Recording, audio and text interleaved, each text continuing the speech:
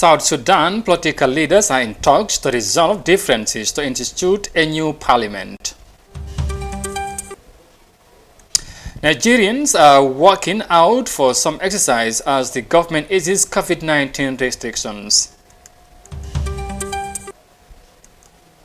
In the Gambia, more than 300 persons have responded to the call for voluntary testing for COVID-19. This and more coming on the wall today.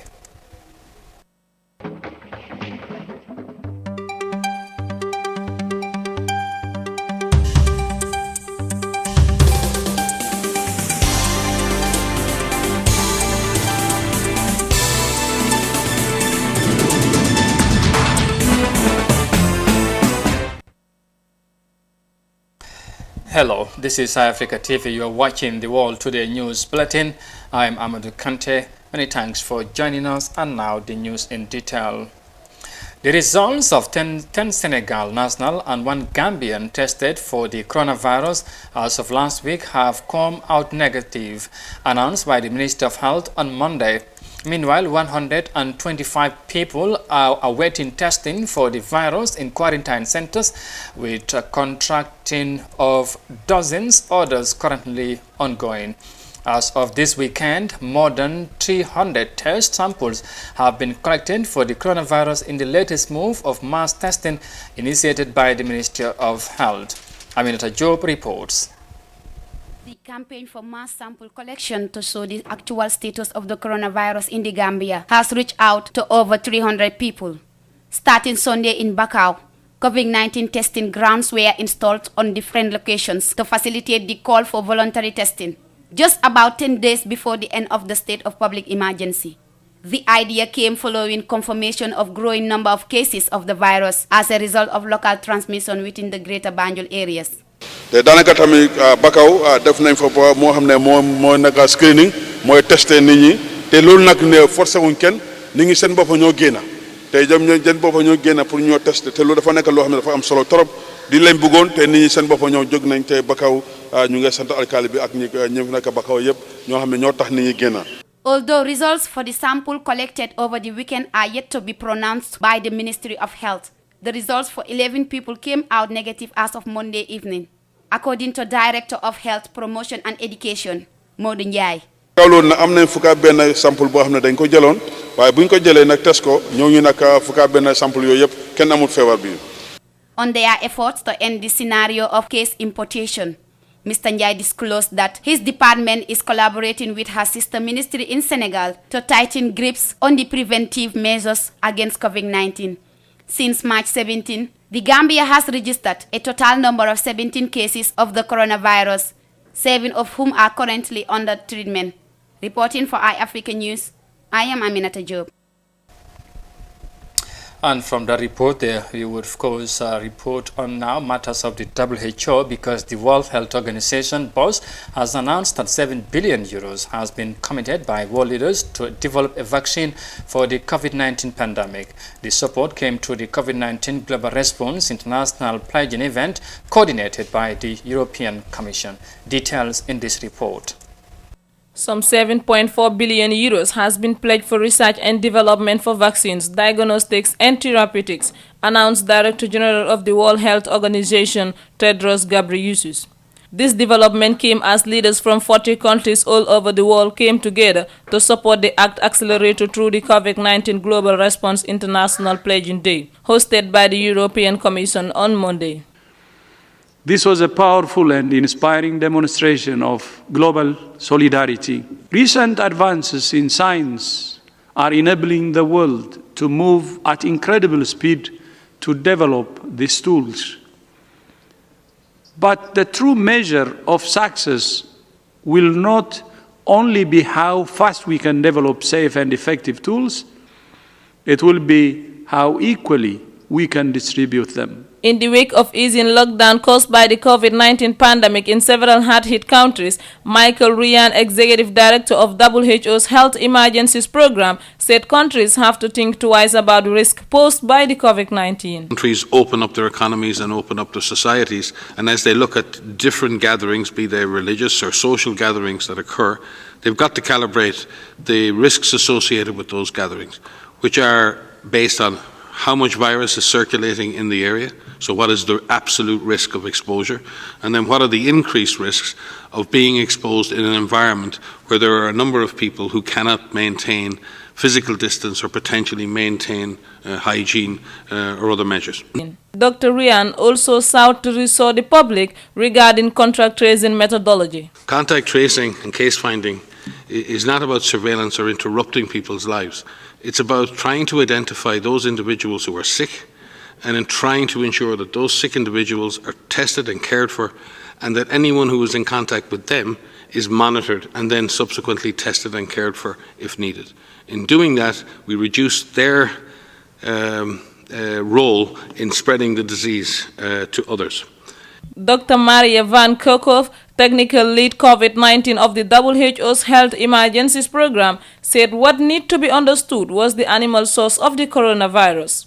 He explained that the WHO did not receive any data or specific evidence from the US government relating to the purported origin of the virus. The source of the virus, he said, remains speculative, and that the WHO will be very willing to receive any information that reports to the origin of the virus.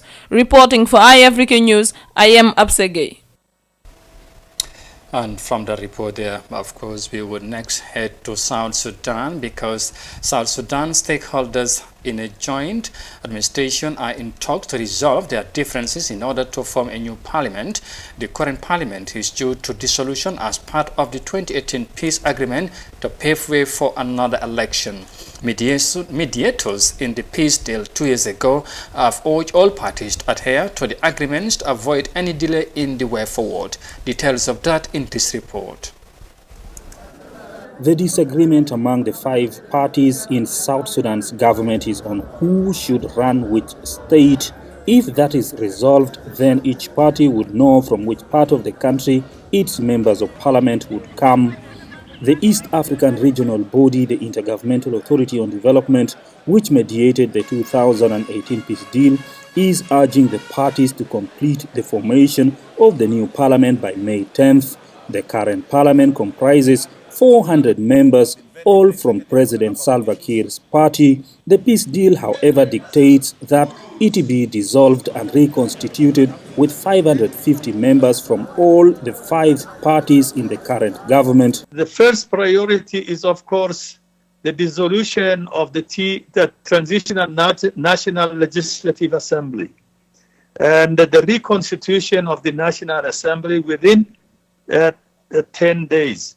South Sudan's Foreign Affairs Ministry says the parties to the peace deal are closer to completing the formation of the new Transitional National Legislative Assembly. The formation of TNLA and all that will come because also our leader is consulting with within the leadership, within the presidency, as well as the co-guarantors.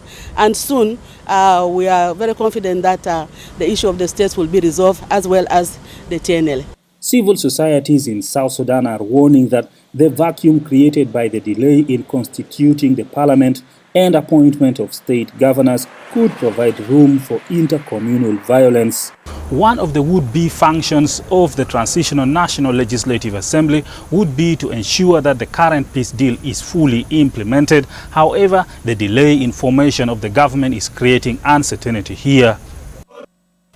From the report in South Sudan, we come back home, because lawyer Ousainou Darboe, leader of the United Democratic Party, has denounced recent actions of some of his party supporters for insulting other people. He said anyone involved in such an disrespectful act is not representing UDP's position, thus urging the party supporters to rally behind the party's executive. Details of that in this report by Julden Jaisware. The leader of the United Democratic Party, lawyer Ousainou Darboe, has urged his party supporters to desist from debates characterized by insults. Taking reference from social media reports, He warned that the UDP must not be understood as a house for indiscipline. Lawyer Dabo was speaking in a Facebook Live address on Monday evening, during which he disassociated the behavior of some UDP supporters from the party's position. Mr. Dabo noted that the UDP does not believe in vulgar language, and those engaged in such a disgraceful act are doing it on their own but not in the name of the United Democratic Party.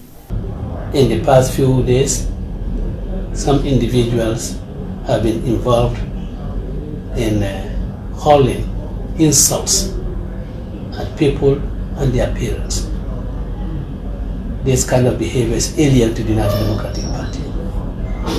This is not what the United Democratic Party is known for. The United Democratic Party has been known for engaging people on issues. The United Democratic Party does not believe in insulting anyone. Dabo reiterated call for his party supporters to rally behind the national executive, who are entrusted with affairs of the leadership. For iAfrica News, I am Juldenjai Suare. UDP's leader there urging the party supporters to rally behind the party, and of course this is from insulting other people. And from that report, we'll now take a break and come back shortly with the remaining of the story. Stay with us, we'll be right back.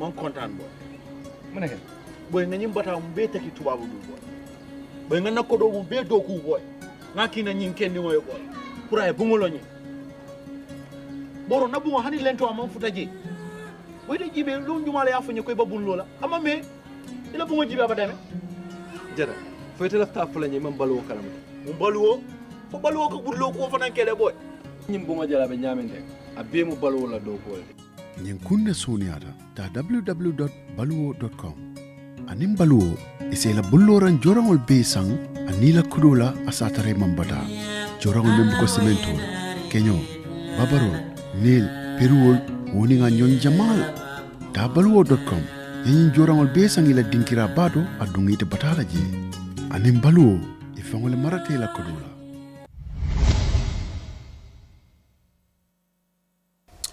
Welcome back. You are watching the World Today News Bulletin on iAfrica TV, and now to the rest of the stories. The Walingare Development Association has dispensed support to cross-section of the community as measures to support their COVID-19 lockdown challenges. The association that was established barely 1 year ago has been playing a vital role in the fight against the coronavirus global pandemic.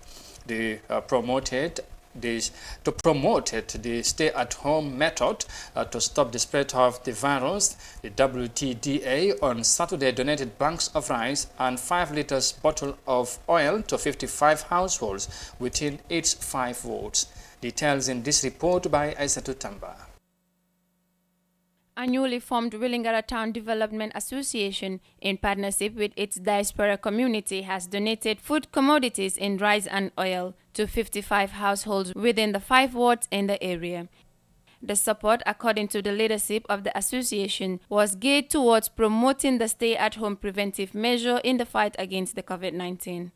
Speaking during the distribution activity over the weekend, Njaga Jawo, chairman of the task force committee, said the food relief was one of long list of activities for the association meant to improve the standard of living in people. Nga kori jamare hima pour keke folo nga fure bungo nying mbalo kanne fure boyin sa ni kumun sa fono le ko sa in akatata bangolale ni kuma bantananne yo nimbata fure bungoto nga project jama le soto men yaron ko lafte kal men ko bade ko lu silo ani ku kote ngolo bari sa sante mbiri nyin coronavirus dunta banko kan e kafoni nata siko ali ngaji ben faranyanta do man ngo men kela ka je ko nga sate o muru fana mako to nyalem sate o war talenta be kela no adum man sembo fana soto pour ka beke bari nga do man ngo men soto no se futa no menula ali nga katanga futa wolma. The Alcalo of Willingara Sehundur described the intervention by the association in the community as valuable and a direction he is proud of. He encourages members of the association to remain united and go further to ensure the awareness of COVID-19 by reaching out to more households. Ak lañu nekk fofu yépp ñu ngi seen xel ngi ci biir Willingara fi ba tax ñoom ñëpp ñuy contribute every month ak boole ko ñi fi dekk ci comité bi ñi continue def seen contribution ñoom ñëpp mooy xaalis bi la nga gis ñu jënd ko lii yëpp pour jox ko nit ñi nga xam ne dañ néew doole sant yàlla biñ ko defee ci weeru koor ñun nag ñee ñaan yàlla defal leen ñëpp ku ci budee am nekk yàlla defal leen barke ak dem kanam. The National Assembly member of Yundum, Abdoulaye Cisse, also commented the Willingara Town Development Association for what he said was expected of them. Sen doom yi foog naa lii lañu war a émuler ñu defal ko seen nit ñi amin gesto la boo xam ne kenn mënu leen a fay yàlla rek moo leen mën a fay parce que boo defal leen nit loo xam ne moom mënu ko amal boppam te yow nga defal ko yàlla rek moo la mën a fay kon ñu ngi wax gaay kàcci ngaalama liggéey bi rafet na trop kontaan nañ si bu baax a baax lépp li nga xam ne government war na ko defal nit ñi ñuy compliment effort of the government loolu doy nañu te lu baax la tamit ma nekk fii tey nekk representative. Formed in less than 1 year, the Willingara Development Association managed to mobilize more than 200 members on a selfless service for the betterment of their native areas. Reporting for iAfrica News, I am Aissatou Tamba.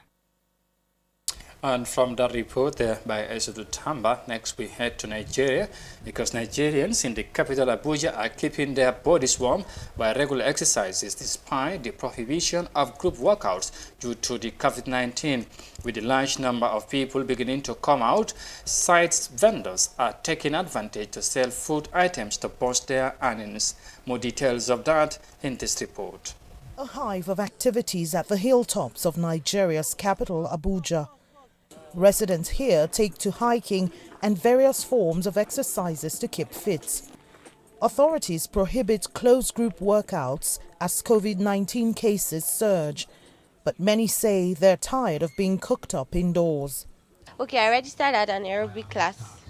So I think last week our instructor asked us to come here to do 1 or 2 things. The idea was to socialize, actually. But hiking is not the only activity that takes place here. Those who live around the area are also cashing in on a business opportunity here. They sell homemade drinks to thirsty hikers. People pass in front of my house because I live around here. People pass in front of my house and they go for exercises, so they need something to drink after sweating off, and so I came up with the idea of selling natural drinks. I positioned here strategically because the number of people that come hiking on a daily basis has increased. Okay, prior to this time, I used to sell in lower quantity, but because the attention of people has been shifted to this direction, so I produce every day in large quantity and I get to sell more. Businesses and offices have been shut down for nearly a month. For many here, that has contributed to mental stress, and they see exercising as a way to ease off the tension. From the report there in Abuja, Nigeria, next we head to Tunisia, because the COVID-19 lockdown has significantly affected businesses in the country, with many complaining of expensive price of food commodities. Some vegetable and meat sellers say people are no longer coming to the market as usual. The stay-at-home campaign is being adopted to prevent the spread of COVID-19. Details in this report. Lazhar is a butcher at the central market in Tunis, which has remained open during the general lockdown. The 60-year-old man says the number of clients has decreased, causing a sudden drop in revenue. People complain about inflation, Meat is available, but the clients are absent. The people's purchasing power is at the lowest level. Some citizens cannot afford to buy meat. Slim sells vegetables in the same market. At times, like this holy month of Ramadan, it's usually packed with people. Now he says more than 40% of his clients no longer come to his stall. The two main gates of the market are closed for sanitary reasons to avoid congestion. People are scared to come here. They want to avoid infection. That's why merchants are losing money. Many consumers complain about soaring inflation and the fluctuating prices at this time of the year, which usually sees increased food consumption. Prices are not stable. I'm a private sector employee who can afford to put food on the table, but the majority of consumers here just watch, then go home empty-handed or with basic food products. The COVID-19 task force and the municipality of Tunis have put in place coronavirus prevention measures at the Ramadan food markets. The Ministry of Health has urged merchants and consumers to respect the sanitary measures to avoid infection. Tunisian authorities have asked traders to respect recommended food prices at the central market and in all regions across the country. They say the COVID-19 crisis has weakened people's purchasing power due to the economic and social repercussions of the pandemic. That report there in Tunis finally brings this news bulletin to an end. But for more details on this and other stories, you can also log on our website, tunafrica.tv. Many thanks for the pleasure of your company. Stay safe and thanks for watching. Bye for now.